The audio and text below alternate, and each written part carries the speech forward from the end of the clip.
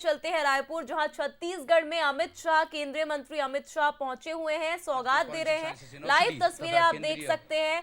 NFSU और CFSL का भूमि पूजन जारी है।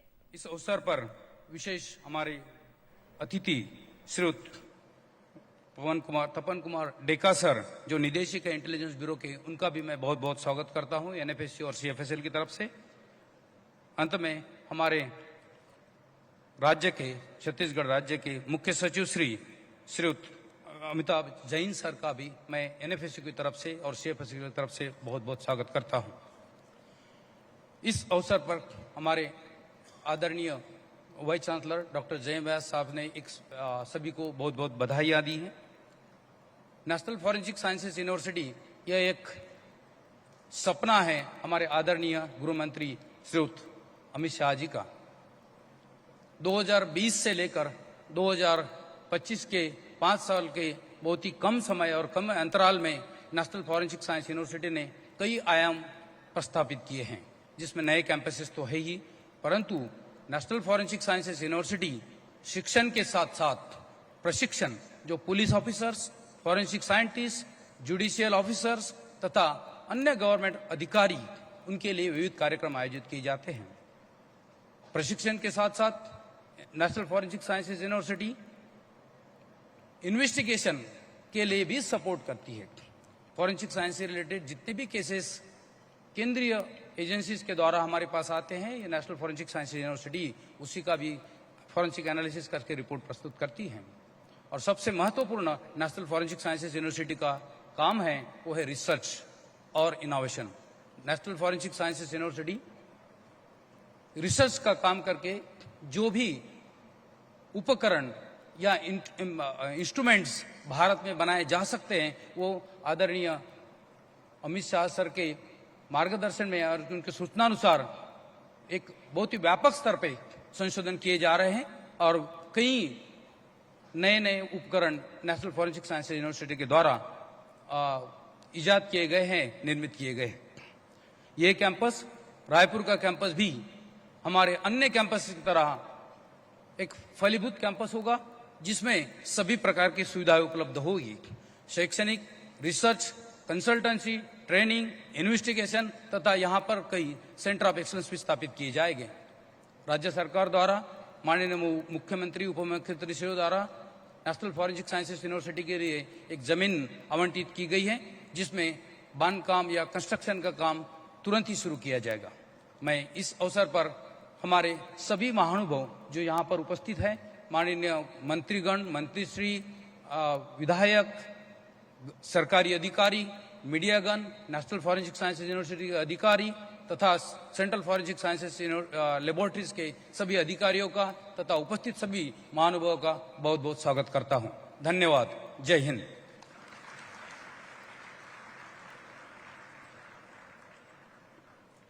धन्यवाद सर। अब मैं माननीय उप मुख्यमंत्री महोदय श्री विजय शर्मा जी से अनुरोध करती हूं कि वे सभागार को संबोधित करें। Sir please.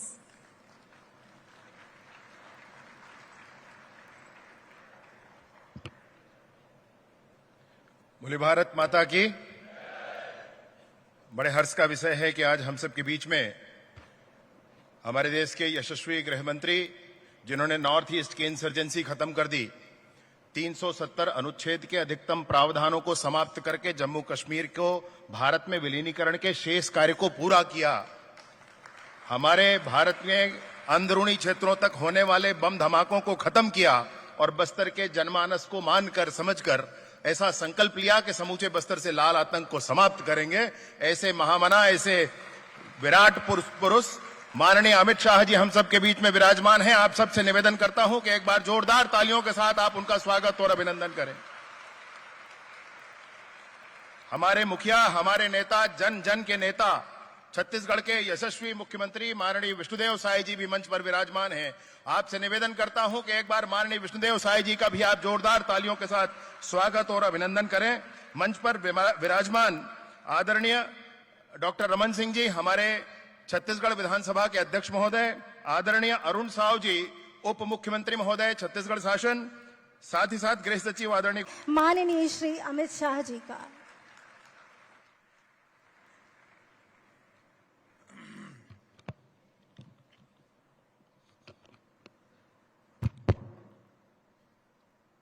छत्तीसगढ़ के विकास में बहुत महत्वपूर्ण ऐसे कार्यक्रम में आज मेरे साथ मंच पर उपस्थित श्रीमान विष्णुदेव साय जी, माननीय मुख्यमंत्री छत्तीसगढ़ विधानसभा के स्पीकर महोदय और हमारे भूतपूर्व मुख्यमंत्री श्रीमान रमन सिंह जी, उप मुख्यमंत्री छत्तीसगढ़ श्री अरुण कुमार साव जी, उप मुख्यमंत्री और गृह मंत्री छत्तीसगढ़ शासन श्री विजय शर्मा जी, श्री गोविंद मोहन जी, गृह सचिव भारत सरकार श्री तपन डेका जी, निर्देशक आसूचना ब्यूरो श्री अमिताभ जैन, मुख्य सचिव छत्तीसगढ़ डॉक्टर S.O. जुनारे जी, परिसर निर्देशक NFSU गांधीनगर और आज यहां उपस्थित छत्तीसगढ़ के सभी जनप्रतिनिधिगण, NFSU के विद्यार्थीगण और अन्य महाविद्यालय और विश्वविद्यालय से आए हुए शिक्षा से जुड़े सभी लोगों का मैं हृदयपूर्वक आज स्वागत करता हूं।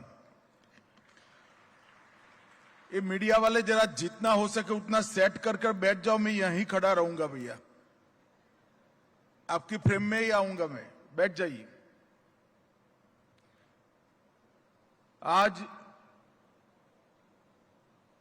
छत्तीसगढ़ की क्रिमिनल जस्टिस सिस्टम के लिए एक बहुत महत्वपूर्ण दिवस है, क्योंकि आज एक प्रकार से 3 नई शुरुआत छत्तीसगढ़ की क्रिमिनल जस्टिस सिस्टम को आधुनिक बनाने के लिए हो रही। एक तो नेशनल फॉरेंसिक साइंस यूनिवर्सिटी का परिसर का नींव रखने का काम आज नवा रायपुर में हुआ है। सेंट्रल फॉरेंसिक साइंस लेबोरेटरी की नींव भी आज नवा रायपुर में रखी गई है और जब तक NFSU का बिल्डिंग बनकर नया तैयार हो तब तक इसके अस्थायी परिसर की भी आज एक प्रकार से शुरुआत हुई है। ये तीनों इनिशिएटिव आने वाले दिनों में न केवल छत्तीसगढ़, पूरे मध्य भारत के लिए क्रिमिनल जस्टिस सिस्टम को आधार देने का काम करेंगे। इसके साथ साथ छत्तीसगढ़ आई हब का भी आज उद्घाटन हुआ है। मैं इसके लिए भी जरूर बात करना चाहूंगा। छत्तीसगढ़ के अंदर विष्णुदेव जी के नेतृत्व में सरकार बनने के बाद अभी इन्वेस्टमेंट समिट हुई, उसमें 5 लाख करोड़ के MOU साइन हुए। ढेर सारी इंडस्ट्रीज छत्तीसगढ़ में आ रही है, परंतु मैं स्पष्टता से छत्तीसगढ़ के युवाओं को बताने आया हूं, जब तक युवा स्वयं उद्योग साहसिक नहीं बनेंगे, छत्तीसगढ़ का इन्वेस्टमेंट, छत्तीसगढ़ की औद्योगिक क्रांति नहीं हो सकती। कोई बाहर से यहां कर इंडस्ट्री डालेगा, रोजगारी की भी बढ़ेगी, रेवेन्यू भी बढ़ेगी, संभावनाएं भी बढ़ेगी, मगर जिस दिन छत्तीसगढ़ का युवा खुद MSME उद्योगपति बनेगा, खुद अपना स्टार्टअप तैयार करेगा और इसके माध्यम से यहां पर उद्योग साहसिकता का एक संस्कृति खड़ी करेगा, तब तक छत्तीसगढ़ का विकास नहीं हो सकता। और आज जो शुरुआत हुई है आई हब की, वो जो युवा अपना स्टार्टअप बनाना चाहते हैं, न केवल उनके स्टार्टअप के मूल विचार को, उसकी व्यवहारिकता की जांच करने में, उसको टेक्नोलॉजिकल सपोर्ट देने में मदद करेगा। इसके बाद स्टार्टअप शुरू करने में आर्थिक सहयोग करने के लिए भी वो ब्रिज का काम करेगा। स्टार्टअप बन जाने के बाद इसके मार्केटिंग और अनुबंध जैसी महत्वपूर्ण प्रोफेशनल व्यवस्थाओं में भी ये आई हब मदद करेगा। कई बार युवा मौलिक सोच के आधार पर स्टार्टअप बनाता है, उसको बहुत अनुभव नहीं होता है और अपने विचार को जब पूंजी की जरूरत होती है तब ऐसे अनुबंध करता है जिससे आने वाले दिनों में इसका जो पोटेंशियल होता है, संभावनाएं होती है, युवा के खुद को सशक्त बनने की आर्थिक रूप से वो निरस्त हो जाती है। तो उसका मार्केटिंग और अनुबंध करने की तज्ञता और मार्गदर्शन ये सभी एक ही सेंटर से बनेगा। ये छत्तीसगढ़ के युवाओं के लिए बहुत बड़ा मौका है और बहुत बड़ा प्लेटफॉर्म उनको मिलने जा रहा है। गुजरात में आई हब बना है। विजय भाई इसकी मुलाकात कर आए हैं, उन्होंने देखा होगा। मेरे देखते देखते कुछ ही साल में कई स्टार्टअप आज दुनिया भर में नाम निकाल कर आए हैं और वो लड़के बहुत कम आयु में बहुत बड़ा काम कर पाए हैं।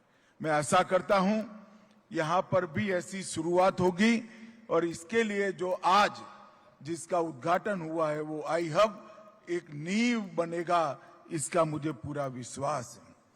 मित्रों, ये अटल जी का शताब्दी वर्ष है। मैं छत्तीसगढ़ विगत 11 सालों से आता हूं।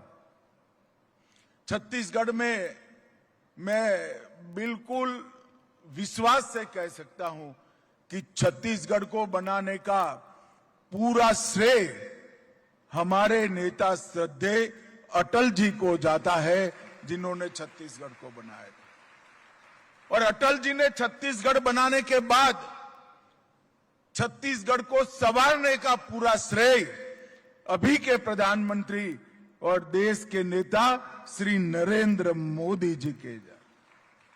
और छत्तीसगढ़ सरकार अपना 25वां वर्ष भी मना रही है स्थापना का, और वो वर्ष को अटल निर्माण वर्ष के रूप में मनाने का निर्णय छत्तीसगढ़ सरकार ने किया है। और उस वक्त अटल जी के नाम पर आज ये चारों शुरुआत हो रही है, वो छत्तीसगढ़ के लिए शुभांकर साबित होगी, इसका मुझे पूरा विश्वास है। मित्रों, छत्तीसगढ़, आज रमन सिंह जी भी यहां बैठे हैं। इन्होंने नींव डालने के बाद मैं नया रायपुर देखने के लिए आया था। जब मैं नवा रायपुर देखा तब मुझे लगता था कि रमन सिंह जी ने बड़ी दूरदर्शिता के साथ नवा रायपुर की नींव डाली है। और आज नवा रायपुर को पलते बढ़ते पनपते देख रहा हूं। मुझे निश्चित रूप से अब विश्वास हो गया है आने वाले दिनों में सबसे आधुनिक और सबसे हरियाली राजधानी में हमारे नया रायपुर का स्थान होगा, इसका मुझे विश्वास है। पिछले 1.5 सालों में विष्णुदेव जी के नेतृत्व में छत्तीसगढ़ ने दिन दूनी रात चौगुनी प्रगति की है। मगर छत्तीसगढ़ में विष्णुदेव जी की सरकार और छत्तीसगढ़ के गृह मंत्री विजय जी का सबसे बड़ा उपलब्धि है तो एक रुका हुआ नक्सल विरोधी अभियान को उन्होंने द्रुत गति से चलाया और छत्तीसगढ़ को नक्सल मुक्त करने की दिशा में आगे बढ़े। और मैं जनवरी से देख रहा हूं, सरकार बनी उसके दूसरे महीने से ये दोनों ने नक्सल विरोधी अभियान को न केवल धार दी, समय समय पर इसका मार्गदर्शन भी किया। पुलिस बलों का, सुरक्षा बलों का हौसला बढ़ाया, और मक्कमता के साथ ये लड़ाई को लड़ने में बहुत बड़ा योगदान दिया है। मैं भारत सरकार की ओर से हमारे छत्तीसगढ़ के गृह मंत्री विजय जी और मुख्यमंत्री श्रीमान विष्णुदेव साय जी को बहुत बहुत साधुवाद देना चाहता हूं। और मैंने छत्तीसगढ़ में ही कहा था, यही नवा रायपुर में कहा था, अटल नगर में कहा था कि 31/3/2026 ये देश नक्सलवाद से मुक्त हो जाएगा। और मित्रों, मैं फिर से बात विश्वास के साथ दोहराना चाहता हूं, जिस तरह से सुरक्षा बलों ने पराक्रम किया है, हमारी सूचना एजेंसियों ने सटीक रणनीति बनाई है, हमें लक्ष्य को सिद्ध कर कर रहेंगे। और आज मैं छत्तीसगढ़ वासियों को कहकर जाता हूं कि हर बार बारिश में नक्सली थोड़ा आराम कर लेते थे, इस बार बारिश में भी हम उनको सोने नहीं देंगे और 31 दिन के लक्ष्य को हम आगे बढ़ाएंगे। मैं फिर से जो नक्सलवाद के रास्ते पर भटक कर चले गए हैं, वो सभी युवाओं को अपील करना चाहता हूं कि बहुत लुभावनी सरेंडर पॉलिसी विष्णुदेव जी ने बनाई। आइए, हथियार डाल दीजिए और नए छत्तीसगढ़ की विकास की यात्रा में जुड़ जाइए। इससे अच्छा सरेंडर करने का मौका कभी नहीं मिलेगा। कोई चर्चा की जरूरत नहीं है, सरकार पर भरोसा करिए, हथियार डालिए, मेन स्ट्रीम में जुड़ जाइए और आप छत्तीसगढ़ की विकास यात्रा के साथ अपने आप जुड़ जाएंगे। ढेर सारे लोगों ने हथियार डाले हैं, उनका भी मैं समाज जीवन में वापिस मनपूर्वक स्वागत करता हूं और विश्वास दिलाता हूं कि सरकारों ने, केंद्र सरकार और छत्तीसगढ़ सरकार ने जो वादा आपके साथ किया है, वो वादे को हम पूरा भी करेंगे, उससे अधिक भी आपकी सहायता करने का प्रयास हम निश्चित रूप से करेंगे। मित्रों, आज यहां पर एनएफएसयू का जो कैंपस बनने जा रहा है, वो 145 करोड़ के खर्च से बनेगा और सीएफएसएल 123 करोड़ के खर्च से बनेगी। कुल मिलाकर दोनों 268 करोड़ के खर्चे से फॉरेंसिक साइंस के उच्चतम संस्थान अब नवा रायपुर में आ जाएंगे। और छत्तीसगढ़ सरकार ने इसके लिए भूमि भी दी है, R&D का केंद्र भी यहां बनेगा और अस्थायी परिसर के अंदर 180 युवा अभी से ही इसकी शिक्षा चालू कर पाएंगे। एनएफएसयू के ट्रांजिट परिसर के अंदर ही वर्ष 25-26 से, मित्रों, एक जमाना था जहां अनुभूति या आभासन पर, कल्पना पर न्याय की दलीलें होती थी, साक्ष्य पर आधारित दलीलें होती थी, मगर मेरा मानना है जहां प्रमाण होता है, साइंटिफिक एविडेंस होता है, वहीं सटीक परिणाम आता है। और मैं मानता हूं कि एफएसएल की मदद से हमारा सजा कराने का दर कुछ ही सालों में विश्व के सबसे ज्यादा सजा कराने का दर वाले देशों में हमें शुमार कर देगा। और 160 साल पुराने एक कॉलोनियल कानून को समाप्त कर हम जो नए कानून लाए हैं, उसमें हमने अनिवार्यता कर दी है कि 7 साल से ज्यादा सजा जिस अपराध में है, वो सभी अपराध के स्तर पर फॉरेंसिक साइंस की टीम की विजिट कंपलसरी करी है। यही बताता है कि कितनी अपार संभावनाएं फॉरेंसिक साइंस की हमारे देश में बढ़ी है। पुलिस की जांच में ऑडियो वीडियो रिकॉर्डिंग, फॉरेंसिक साक्ष्य, वीडियोग्राफी और पूछताछ के दरमियान डिजिटल रिकॉर्डिंग, ये सभी हमने तय किया है। लगभग 30 से ज्यादा जगहों पर समय मर्यादा को बांधकर न केवल पुलिस, इसके साथ साथ प्रोसिक्यूशन और न्याय प्रक्रिया को भी समयबद्ध न्याय देने के लिए हमने एक रास्ता खोल कर रखा है।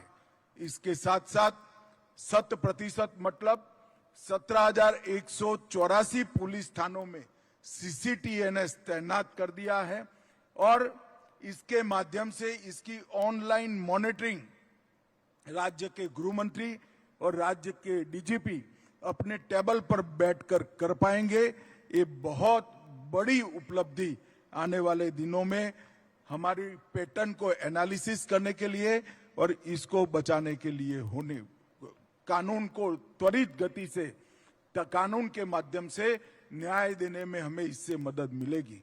मित्रों, NFSU अपने स्थापना के बहुत कम समय के अंदर अब 16 परिसर, जिसमें 7 स्थापित है, 9 स्वीकृत है और 10 अतिरिक्त परिसर संभावित है, प्रस्तावित है।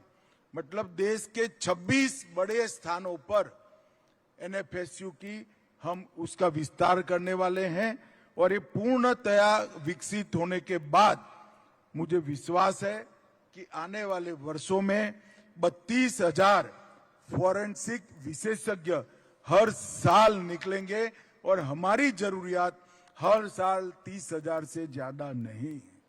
तो फॉरेंसिक साइंस के क्षेत्र में भी हम देश को आत्मनिर्भर करेंगे। और मित्रों, आज अभी एक सर्वेक्षण कल ही मुझे किसी ने भेजा है, वैश्विक फॉरेंसिक टेक्नोलॉजी का मार्केट 20 बिलियन अमेरिकी डॉलर का है, जो 13% कंपाउंड एनुअल ग्रोथ रेट के साथ लगभग 2036 तक 55 बिलियन US डॉलर का होगा। और उसमें भारत के हिस्से की 9% की कल्पना वो सर्वेक्षण में की है। ये बहुत बड़ा पोटेंशियल हमारे युवाओं को यहां से इसके माध्यम से एक्सप्लोर करने की बात मिलेगी। छत्तीसगढ़ में नीफ्ट, नया रायपुर में IT पार्क, भारत की शिक्षा परंपरा के अनुरूप 20 करोड़ की लागत से बहुत बड़ी लाइब्रेरी और AI डेटा पार्क नया रायपुर में बन चुका है। लार्ज लैंग्वेज मॉडल भी डेटा सेंटर को समर्पित है और इसके साथ साथ 158 करोड़ की लागत से कॉमर्शियल ऑफिस कॉम्प्लेक्स भी बनने जा रहा है। IT, AI, फार्मा, स्टील, बिजली उत्पादन, ये सब क्षेत्रों के अंदर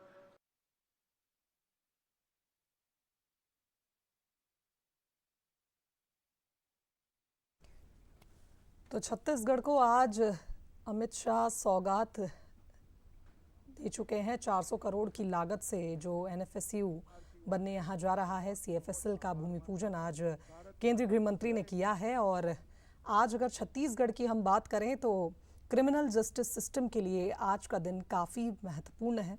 जैसा कि आपने सुना, केंद्रीय गृह मंत्री बता रहे थे कि छत्तीसगढ़ के साथ सेंट्रल इंडिया के लिए इन दोनों ही डिपार्टमेंट्स या कहें इन प्रयोगशालाओं के चलते काम होगा। युवा जब तक